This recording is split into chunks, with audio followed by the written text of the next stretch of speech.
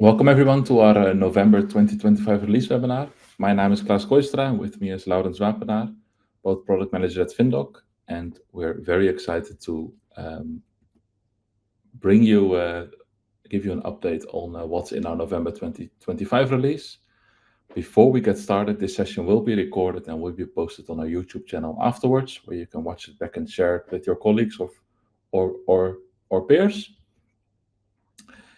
Everything we'll be showing you is already in your sandbox environments available and will be pushed to production automatically on Sunday night, November the 30th.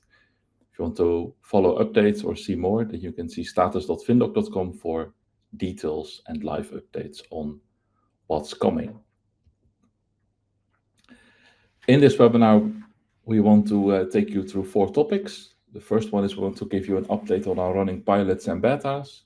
After that, we want to share with you a new pilot we're launching, which is around collecting amount open. After which Laurens will take over and he'll share with you a new payment method we're adding to Stripe. And we'll close off with a list of all other enhancements and improvements we made over the last release, with also some important updates on how FinDock works with connected apps. So stay tuned for that. But let's start with the update on our current pilots and betas. This is our current overview. With the November release, Direct Debit Moto moves to GA. We want to thank everybody who provided feedback over the last few releases, and we haven't.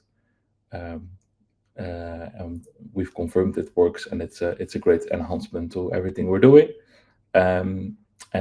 Based on our current outlook, it looks like we will be launching 2 new pilots in January, but more on that in the next webinar. Let's get started with the first new thing we're launching with this release, which is the ability to collect the amount open in pilot. Up until now, when you run a payment schedule for an installment, payment schedules have always used the total amount of an installment to collect payments. And this has worked great because it's easy and reliable and predictable what you're going to collect. But with the evolution of our features and also our customers, more and more scenarios have showed a need to not only collect the total amount of an installment, but also look at the amount that's left to collect. With this release, we're launching this as a pilot for SEPA Direct Debit. It's opt-in, so there's no change to existing customers, and it's only for Direct Debit, SEPA Direct Debit, where FinDock is processing the payment for you and generating the file. Now, you might be wondering when this is relevant. So I've highlighted 2 examples where collecting only the amount open is very relevant. Let's go over them and then I'll dig into more detail. So let's say the first example where you have a customer who has a remaining balance left because they paid too much on a previous invoice, which through guided matching you have applied on the next open installment, as you can see in this example below. You want to only, for example, then capture the remaining amount, which in this example would be 85 euros. And you have 2 options: either ask the customer to transfer the remaining money, or via any of our channels, try to obtain a mandate to collect the remainder using SEPA Direct Debit. Alternatively, the same applies to when a customer doesn't pay enough and there's an amount left on the installment for something that they had to pay. Also in that scenario, you can try to obtain a mandate or reuse an existing mandate and collect the remainder amount using SEPA Direct Debit. Now, then you might be wondering how you can obtain such mandate. We have several channels for that, which are part of the FinDock product already. You can use our recurring APIs to set up and collect the SEPA Direct Debit mandate. If you want a more out-of-the-box solution, we have recurring pay links as well, which allows you to easily set up a new SEPA Direct Debit payment method for a customer, or a service agent from their call center can just simply create a payment profile and a mandate when they've obtained consent to collect the installment using SEPA direct debit. Now, let's dive a bit deeper into what this means in practice. I've spelled out scenario 2 in more detail. So let's say you have an installment that's open for 100 euros. And the customer pays 60 euros via bank transfer to you, and you reconcile that using your bank statement file, and the payment is matched using guided matching. In that case, you have 40 euros left that you still need to collect. And what you can do then is, for example, send out a pay link to set up a mandate for that customer who does that using pay links. And when that's done, you can run the payment schedule using that new mandate to collect the remaining 40 euros, which is when the payment schedule is closed, we'll create a second payment against the same installment for 40 euros. On top of this, we've enhanced processing of manager to make sure that you can specifically see what amount is used when there is an amount open used. And there are no changes for you to how you run your payment schedules. If you want to participate in the pilot or are interested or learning more, feel free to reach out. My email is in the slides, and it's very easy to set up because you just enable the setting after we've opened that up for you, and you can start using it right away. Then on to that's it for collect amount open. It's a relatively invisible change, but it unlocks a lot of new use cases, which we're very excited about in many different industries.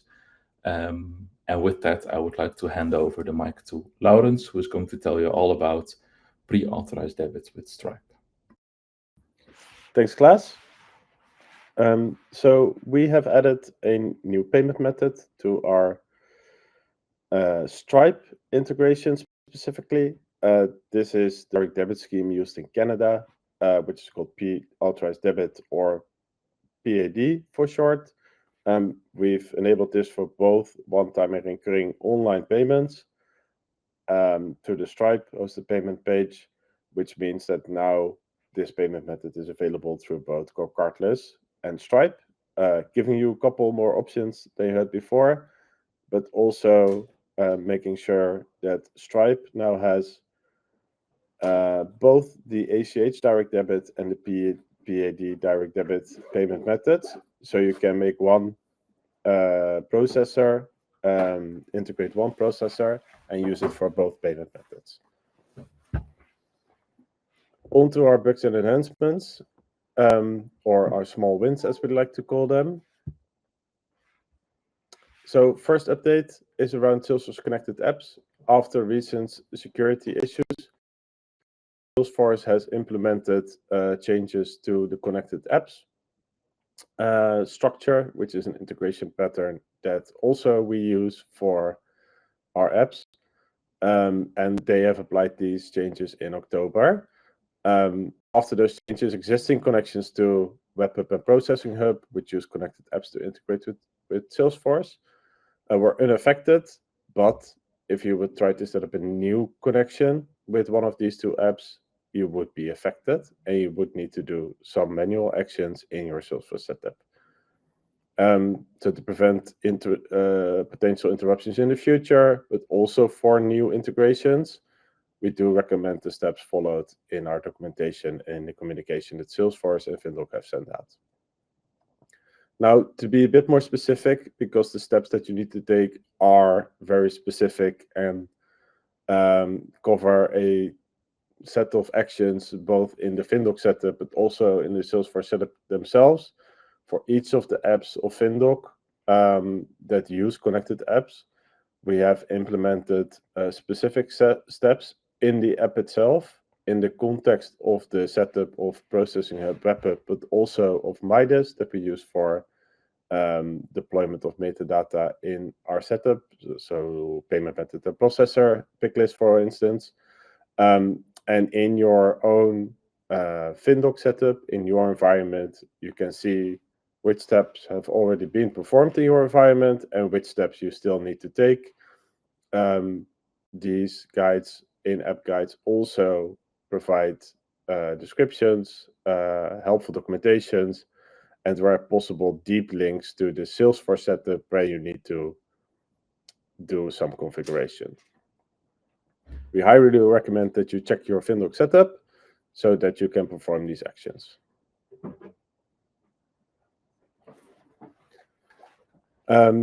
So we have several additional resources to help you understand these changes and what you can do. There's an FAQ on our website, on our documentation website.